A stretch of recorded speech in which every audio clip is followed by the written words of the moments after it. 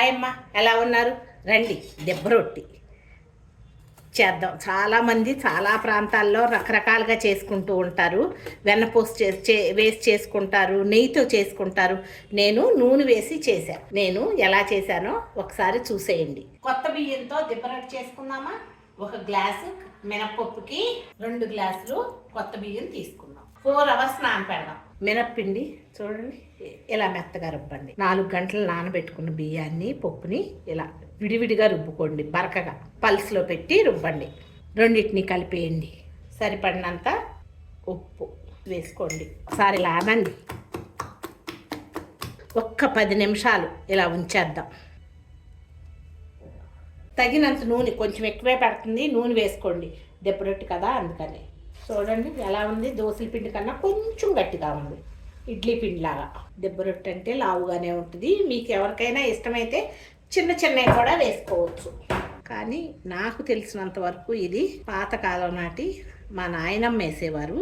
ఆ దెబ్బ రొట్టి గ్లాస్లో కొంచెం మెల్తిగా నీళ్లు తీసుకొని మధ్యలో ఇలా పెట్టేయండి. లైట్ బ్రౌన్ కలర్ వస్తుంది.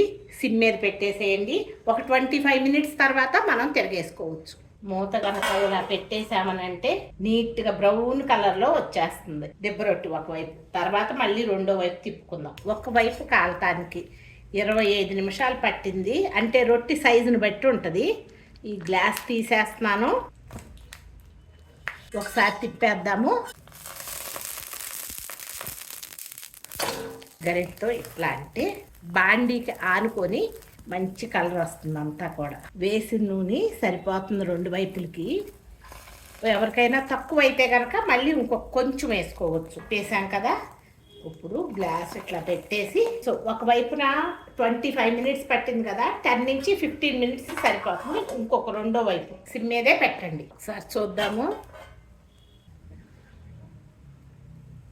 ఒక్కసారి తిప్పి చూపించిన అది ఇలా అంతా ఇట్లా బ్రౌన్ కలర్లో కాలితే మీకు తినేటప్పుడు కూడా క్రంచీగా ఉంటుంది, బాగుంటుంది టేస్ట్. ప్లేట్లోకి తీసేసుకుందాం.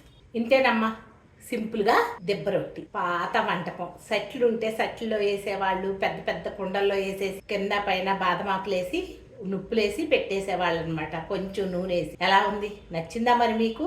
ఒకసారి చేసుకొని చూడండి. Thank you.